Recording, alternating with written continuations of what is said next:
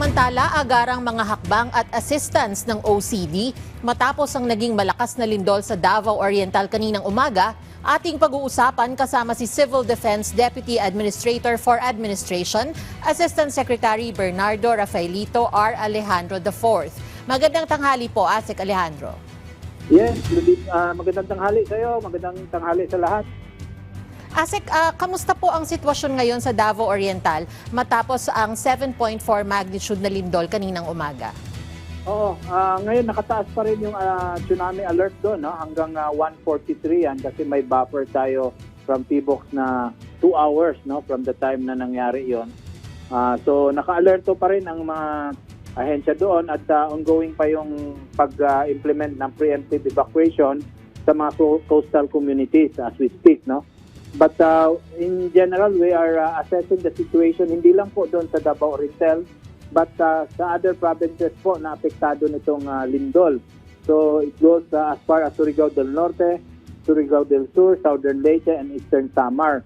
So ito po, ayon na rin sa kautusan ng ating Pangulo si President Marcos, we immediately carried out evacuation sa coastal areas, no, and activated our emergency response protocols and closely coordinating with LGU. So ngayon po, nag-assess tayo sa extent ng damage sa areas affected, and we are receiving reports, no, from different regions in terms of mga damages, pero kinokolekta pa rin natin ito as we speak because we are consolidating ito, but we are receiving reports from Davao City, Davao Oriental, Surigao, no, ng mga extent ng mga damages sa mga different facilities. No, as far as Butuan, meron po mga reported damages sa mga facilities. So kinukuha natin ito ngayon, and in terms of casualty, wala pang pumapasok, but we initially received one report from Davao, no, na merong dead casualty doon, but still subject for validation, no, na apparently natumbahan ito ng natabunan ng fallen debris or yung pader, no, na bumagsak.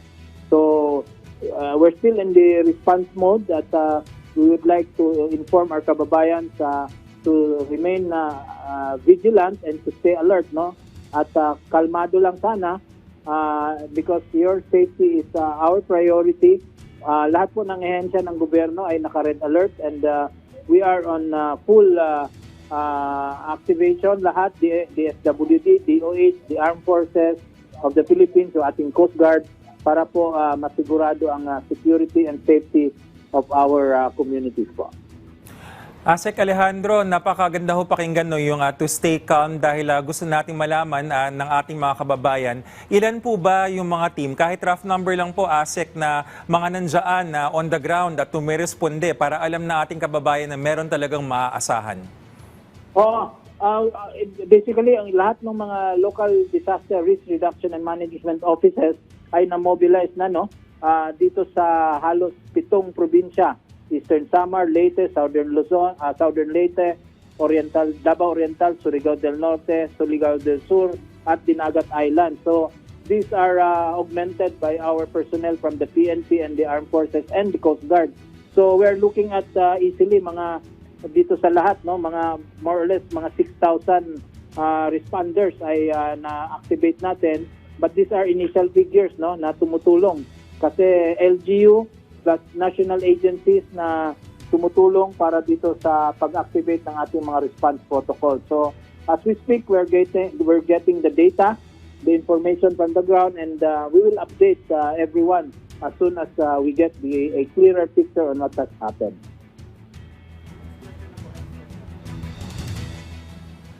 Okay, so sabi niyo nga po, meron pa po kayong bine-verify na casualty, and hopefully hindi na po ito madadagdagan. How quickly are we getting information from the ground po?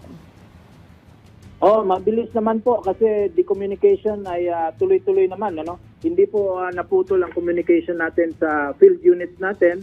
Ang lang is that we are consolidating the information as they come in, for us to get a clear picture on the extent of the damage or effects nitong lindol na ito. But again, we are getting all necessary information from the different units on the ground, hindi lang po from the armed forces, from the PNP, but from the local government units as well.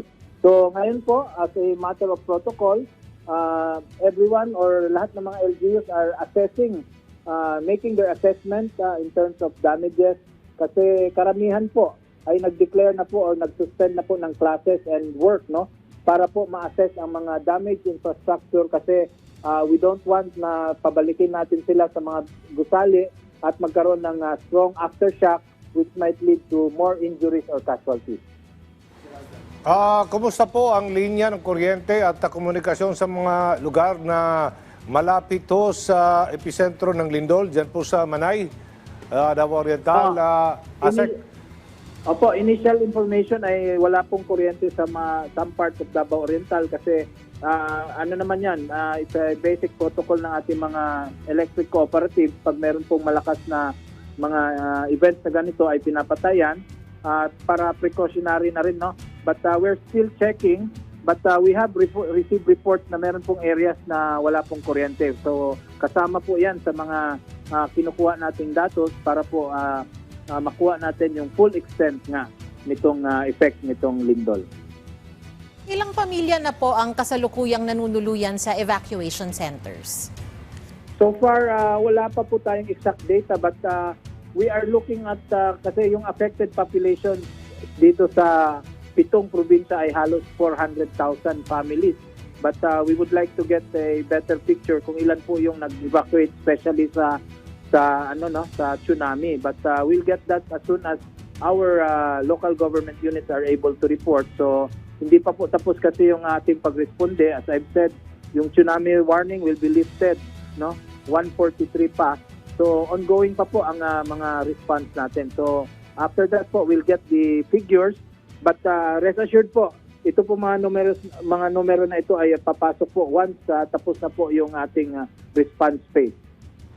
Asek, nabanggit niyo na yung tsunami warning, no? At ngayon po namin narinig yung oras hanggang, sabi niyo po, 1:43 po ba? Pasabi niyo lang yung tamang oras uli. Habang hindi pa umaabot yung oras na yon, ano po yung gagawin ng OCD? Parang hindi mo na papababain yung mga tao or paano po ba mangyayari, sir?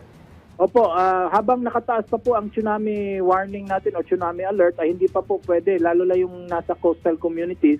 Dapat they should remain sa mga higher grounds or dun sa mga evacuation centers nila paloob, no, away from the coastal areas, kasi meron pa pong banta ng tsunami na maaring dumating bago po matapos ang 143. But basically, ang protocol po is 1 hour after the incident or the event, that's the main alert po. Meron lang pong another 2 hours na buffer na binibigay ang PBOX just to make sure na safe po lahat na bumalik sa kanilang mga kabahayan doon sa mga coastal areas natin.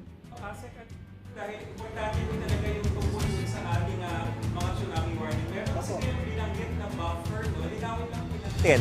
Pag sinabi pong buffer, kung 1:43 yung tapos ng advisory, ibig sabihin niyo po ba hanggang 3:43 ay hindi pa papayagang bumalik yung mga tao? Paano po ba yun?